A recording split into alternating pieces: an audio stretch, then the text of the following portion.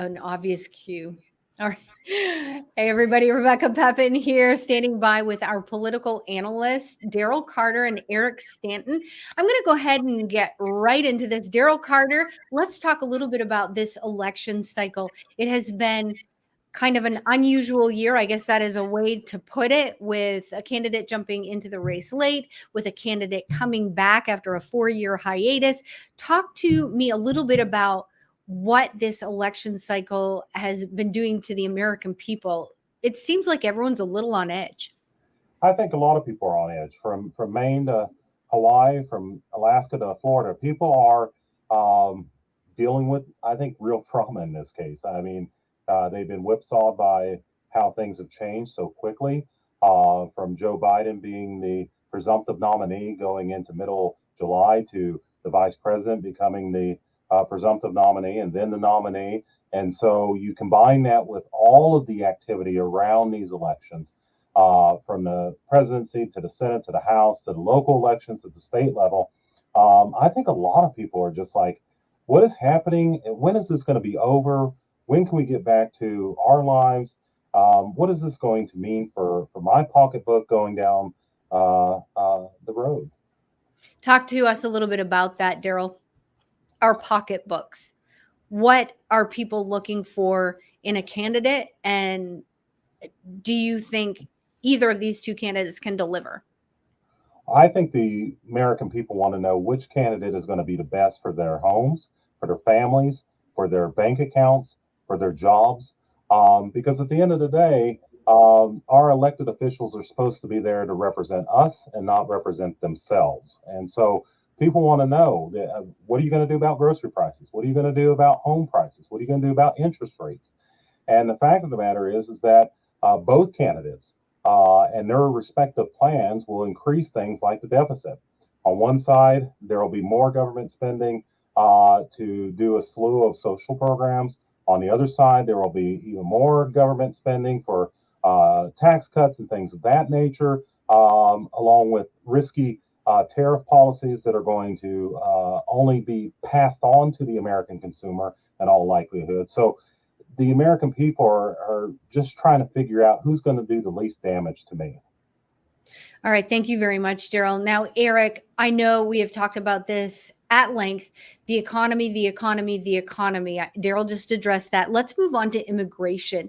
Talk about how big that issue has been and how both candidates are handling this, and how you think this has made the American people come out, and what specifically about immigration has people concerned. Well, immigration is a big issue. And let me just start by saying that I agree with everything that Daryl just said wholeheartedly. And immigration is a huge issue in this country, and it has been a huge issue. And it goes back to basically who's controlled the border and who hasn't. I think all of us as Americans, including myself, are 100% for legal immigration, 100% for legal immigration. You know, you and I were talking yesterday. I think that legal immigration makes this country a great place. I think unless you're a Native American, all of us or our family members, including yourself, Rebecca, we were talking about yesterday, have immigrated to this country. And because of that, this country's a better place. So I think both parties are definitely for legal immigration. Is how are we going to control the illegal immigration? The problem is now, it's just like Daryl said, the voters are going to have to decide on how to handle the illegal immigrants that are already here. One side is wanting to give them a pathway to amnesty and a pathway to citizenship. And the other side is wanting to do mass deportations. So again, it's going to come down to what people want as a whole. I mean, Daryl said it very well. And it's going to come down to which candidate that the people think will do a better job of handling immigration. Now, look, at the end of the day, you have the 4 years of the Trump administration in the immigration policy, and you have the 4 year of the Biden-Harris administration in the immigration policies. Now, the thing is, we do have to throw this out there that in the last 6 months or so, the number of illegal crossings has gone down dramatically. However, once again, that doesn't address the illegal immigrants that are in the country. So both the gotaways. Right, the gotaways. And both individuals have starkly different plans on how to deal with it. But again, we know that's happening in this country. And again, majority of folks, poll after poll after poll, are for legal immigration. But people from both sides across the whole political spectrum aren't necessarily for just open borders. Unfortunately, it just doesn't work. All right. Thank you very much, Eric. All right. So we're at 7:54 now. That means 6 minutes until polls close in Tennessee. They closed at 7 o'clock in Virginia. Daryl, just talk a little bit about the importance of folks getting out to vote today. Obviously, we're shutting down now. It's over. It's behind us. But people really have used their right. It seems like people came out in droves for early election, early voting. But it's going to help our local candidates as well. Absolutely. There's always an uptick when there is a presidential election for people down ballot, because more people are going to be going to their local polling places.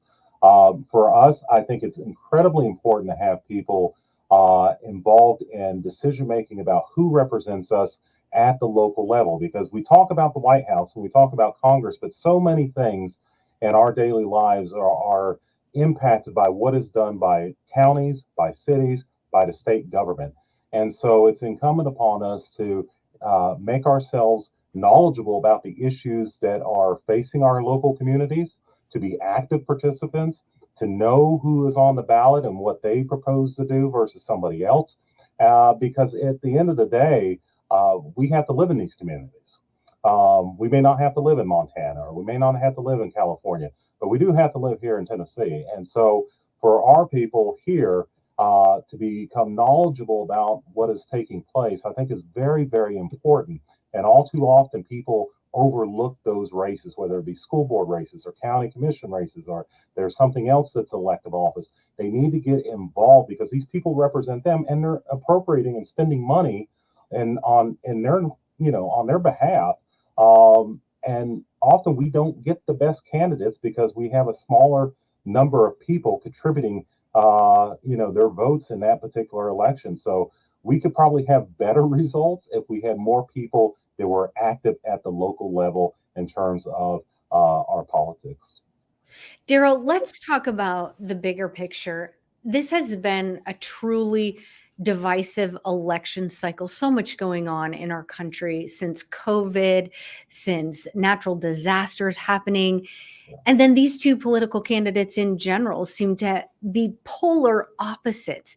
Talk about the healing process this country has to go through, and can we do it?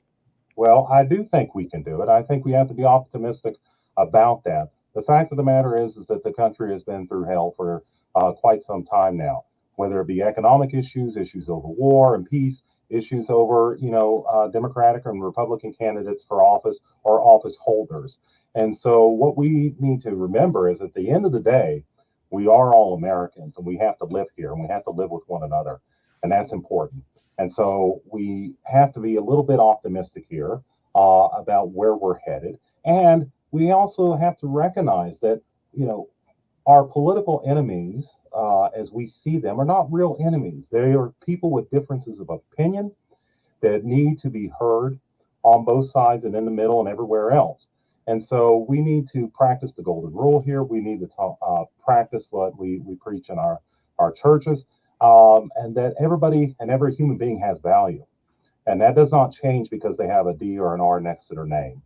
And so as we come out of this election, we need to be careful of men and women who lack virtue, men and women who are playing off of our fears of difference, our fear of others, our fear of other parties. And we need to recognize that we also have the same needs. We all need health, housing, we need education, we need health care, we need jobs, we need a sense of security and love. And that doesn't change based on who you are. And so as we come out of this election, we have an opportunity here. It's a beginning always.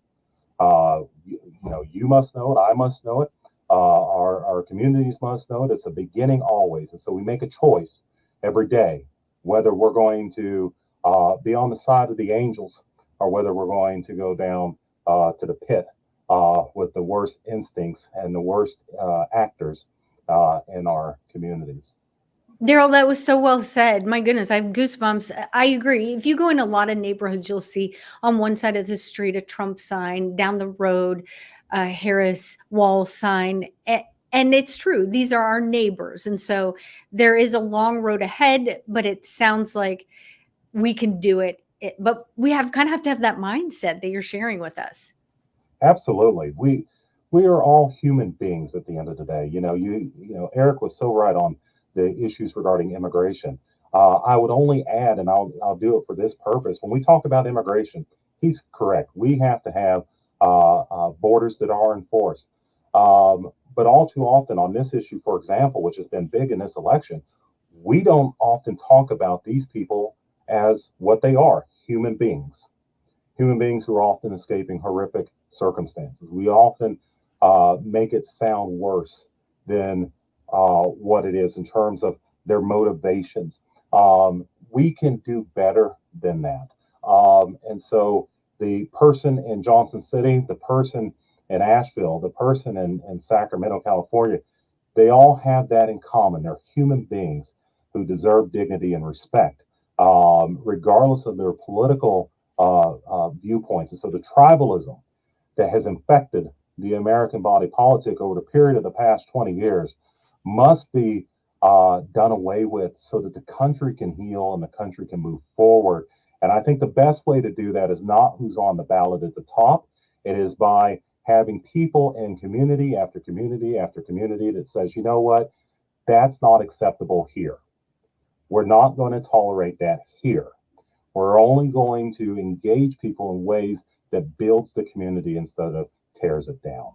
And Daryl, I just want to add to that to clarify your comments. As far as safety is concerned, though, there are some bad actors coming in. You are not talking about giving those folks a fair shake. Absolutely not. Somebody who has committed a criminal offense needs to be prosecuted. But when we're talking about immigration, it's also important to remember that a lot of these companies don't use E-Verify. A lot of these companies do not do their due diligence and what's expected of them under the law or under best practices when it comes to hiring people. So we talk about the one side of it, people coming across the border, but we don't talk about the cartels that are exploiting these human beings. But we also don't talk about the employers who have become dependent upon immigrant labor in this country. And so if we're going to have that debate, let's have that debate, but let's be honest about it. They're not coming here just to come here. There's a market for them. They're being employed, whether on the record or off, under the table or on top.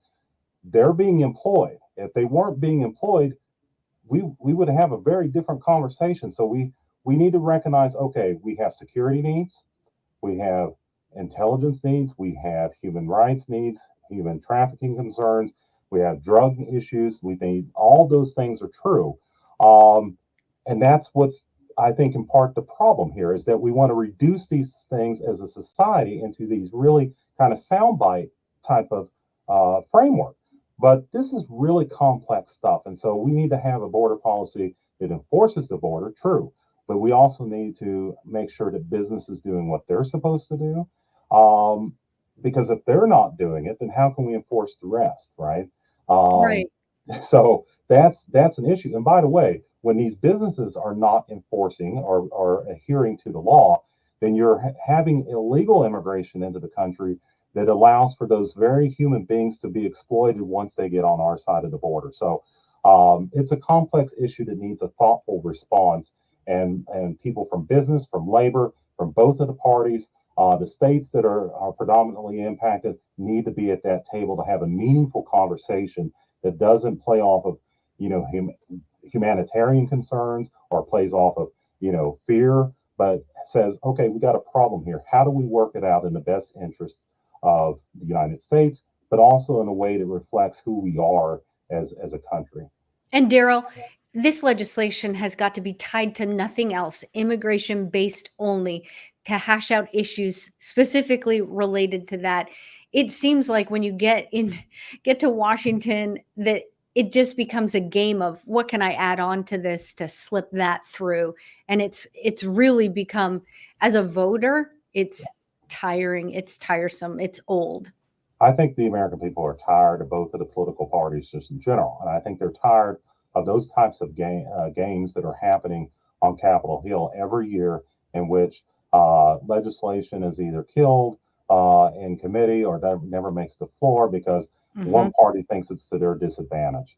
The fact of the matter is that we need good legislation. We need good government from the feds. And quite frankly, neither party has been giving it to us in quite some time. And so we need to improve that. But the best way to improve that is to hold elected officials accountable, particularly at the community, at the local level, because everybody says they hate Congress. Congress has an extremely low approval rating. But you know what? Everybody reelects their congresswoman or man.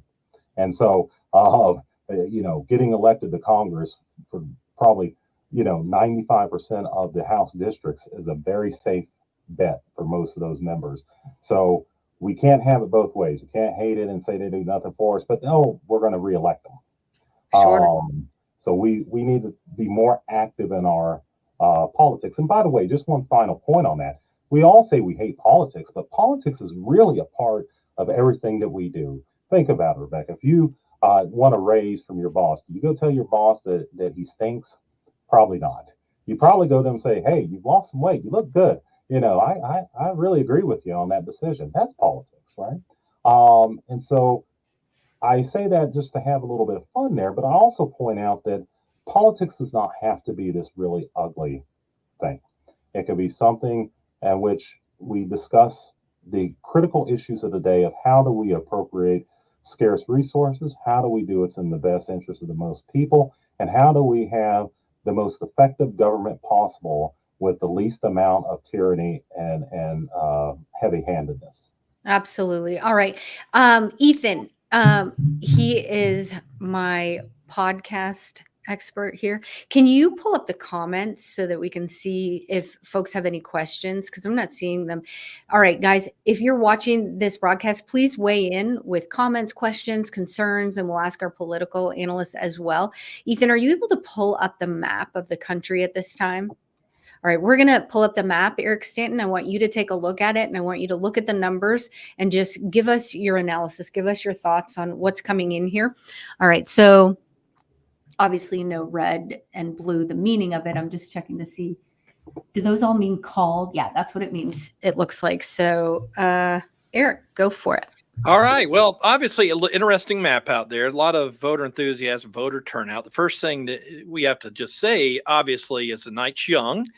Things should change as the votes are tallied and come in. But, an interesting poll that I saw right before we came on a few minutes ago, it was an exit poll that stated that 70% of the people in this country are concerned the country is heading in the wrong direction. Now, from the onset, that would look like that, people would be pulling for Trump, but that doesn't necessarily mean that may be bad news for both candidates. I know I have a lot of personal colleagues and friends that just quite frankly aren't happy with either candidate. However, it's just like Daryl said, this is what it came down to. And let me say, I agree 100% with every comment that Daryl just said, and they were excellent. And I'm like you, it was very moving, it was very good. I would add this to it. I don't know if Daryl feels this way or not, but I agree that, one of our major issues is the 435 representatives, 100 senators that we have in Washington. And I am a huge proponent of term limits, whether that be 6 years for a member of the House, so that would be 3 terms, or 12 years for a member of the Senate, which would be 2 terms. After that, and I don't know if Daryl would agree with this or not. He can obviously chime in and say, but after that, especially with the thousands of lobbyists in Washington and the thousands of interest groups out there, these individuals, whether they want to or not, and I'm just going to call an ace, become bought. Because if Daryl and I go out to a fundraising dinner and he's running for U.S. representative, and I call it a fundraiser and give him $25,000 and I'm representing the media, then guess what? Whatever media agency that I'm representing, he's probably going to be more friendly to or fair to than somebody else, because again, I presented him with that check. So I feel that would help, but I also feel exactly what Daryl said is if you look at it, we've had this conversation before, 98% of the laws in this country are written at the state and local level. State of Tennessee, the Tennessee Code annotated 71 titles. If we stacked them up in this office, they go from floor to ceiling. Okay, United States Code is much smaller than that. That's why the majority of prisoners in this country are in state and local jails and prisons versus federal. So I agree wholeheartedly that, when you only have a 10% voter turnout in a local election, as we talked about before, 10% of the people are making the decision for 100% of the people. And again, it's just like Daryl said, the reason why we don't get a lot of good quality candidates to run is, once again, those folks don't want to run, put their name out there, go through hell and back if only 10% of the people are going to show up. But to go back to the map, what you're seeing right now is, obviously, it looks like it's 95 projecting with Donald Trump to 35 to the vice president. Obviously, night's still young. Since we've been sitting here, Texas has gone from blue and it's kind of going, transitioning to maybe red. Same thing with Georgia. It looks like North Carolina, Virginia are trending blue. Again, these are states that if Donald Trump wants to walk away a winner tonight, he's going to have Texas. He's going to have Georgia, and preferably North Carolina, and then Pennsylvania, et cetera, et cetera, et cetera. So night's still very young. It's looking good at this point, obviously, for Donald Trump. Again, polling would suggest that he outperforms polls, but the night's young. So if you're planning to go to bed right now, don't wake up in the morning and say, I know who won for sure, before you check the news. It could be days. It could be days, right? Okay. Absolutely. Daryl, take a look at this map and let me know, is there anything on here that is standing out to you as a surprise right now? So I don't have my glasses on. If it's bolded red, has it been called? Is that correct, Ethan? Yes. And if it's still pink, it's not quite there yet. It's not complete yet. Okay, Right. great. So Daryl, can you see that clearly? I can. You're not blind like I am. Okay. No, I can see it. And I Great. agree with Eric. It's going to be a long night. Most of these states, we already know what that outcome is going to look like. So we're really down to less than 10 states. And so right now, I'm not seeing anything in particular that is raising alarms. We need to know where these votes are coming from. And so specifically, if we're thinking about Pennsylvania, where are those votes coming from? Are they coming from the city of Philadelphia? Are they coming from the suburbs? Are they coming from Erie County? Or Pittsburgh and Allegheny County? Where are these votes coming from? And so we're still trying to suss that out. Of course, the same issue is there in Georgia. And in the next 2 or 3 hours, I think we're going to get a better sense of where that is and where that's going. But I do want to go back just for a quick second. And, Eric's comment about the issue of term limits. I get asked that a lot, and I can fully appreciate why, and I understand where people are coming from on that. This has been an issue I've thought about deeply for years, and while I recognize that this could be somewhat helpful, my concern is letting the American voter off the hook.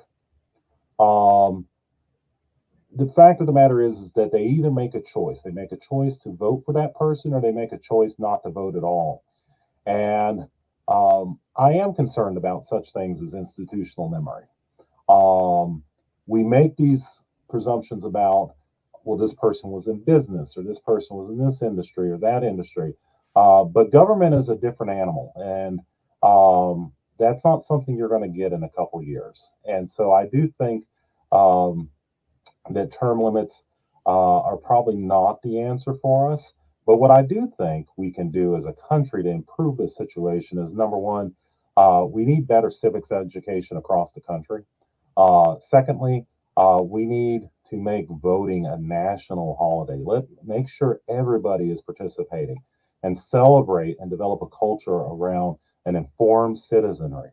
And then next, I do think it's important that we also take a look at this situation and say, we're not getting the best candidates. Where are we failing? Where are we not doing well? Perhaps we need to go back and consider the ways in which we as a society talk about politicians. Politicians will do what you allow them to get away with. And Sure. that's what we have seen for decades now. And so if we're going to hold them accountable, let's hold them accountable. But I don't think putting artificial barriers like term limits is going to be the best way to do that. And then finally, I think we need to shorten these elections. Federal elections should be held within about 3 or 4 months, not Oh, 2 years. please, thank It is brutal to go through this for 2 years, and I love this stuff, but it is very hard to go through that. And when you have elections that last that long, then you also have the need for these candidates and these parties to um, raise obscene amounts of money. We're talking about billions of dollars collectively just for this cycle. And so I think there's some ways that we can deal with that. Yeah, Uh, think about how that money could be used otherwise. And Daryl, just right. going back to the term limit issue and the campaign contributions and trying to keep that money clean and not creating a bias for the candidate. Is there something that can be done as far as campaign contributions go? You have a special interest, Yeah. you don't contribute. How would this work? So in terms of campaign contributions, there's no doubt that it is a problem. It's a huge problem when corporations can get involved. When you have these ultra dark money PACs that are getting involved, that is a problem. And just because one individual or one group of individuals has more money should not dictate what we are going to receive in terms of information. But I also want to push back just gently on this narrative that all lobbying is bad. Every university in the country lobbies for money directly or indirectly. School districts often are trying to get money to support those things that are important for our social fabric in this country. And so we look at these guys with $5,000 suits on, and they're dropping $50,000 at a dinner, and that is a problem. I don't want to suggest that it's not, but there's also a lot of lobbyists on Capitol Hill who are just simply advocating for good policy. They're advocating for specific institutions, whether it's children, whether it's institutions, universities, things of that nature. And so we need National a better parks, nuance. wonderful causes. Yeah, we need a nuanced view of what lobbying is. If you went back 100 years, there's very, very, very few lobbyists in Washington. Today there's probably more than 40,000, right? As we've become more dependent on lobbyists to have specialized expertise and connections to help legislators do their work. Um, that's a problem. That's a problem. And so we need to work on improving that on behalf of the American people. And let's not forget, those people who are giving obscene amounts of money, they're not doing it for you. Okay. They're doing it for them, right? And so that could be, the U.S. Chamber of Commerce that has their own particular interests, or it could be the AFL-CIO on the labor side. It is, they want to focus on a very narrow issue, or it could be, a car manufacturer who has billions of dollars and doesn't mind spending 400 or 500 million in a matter of a couple months, right? So, Right. yeah, we have to be careful about that. And there's one other aspect of that that troubles me is that when we allow a situation with Citizens United where all this dark money can flow, one, there's a lack of accountability about who's doing what and how they're doing it. But it also raises questions about um, influence, and it prevents the political parties, which throughout the 20th century were able to exercise control over their members. It takes them out of it and allows people to become more extremist, more flamboyant, more problematic, because now they don't have to answer to the party. Now they don't have to do, the typical hard political work. They've got 4 or 5 fat cats that will bankroll their entire campaign, and they don't have to answer to anybody else. And so we do need to rethink where we're headed on this.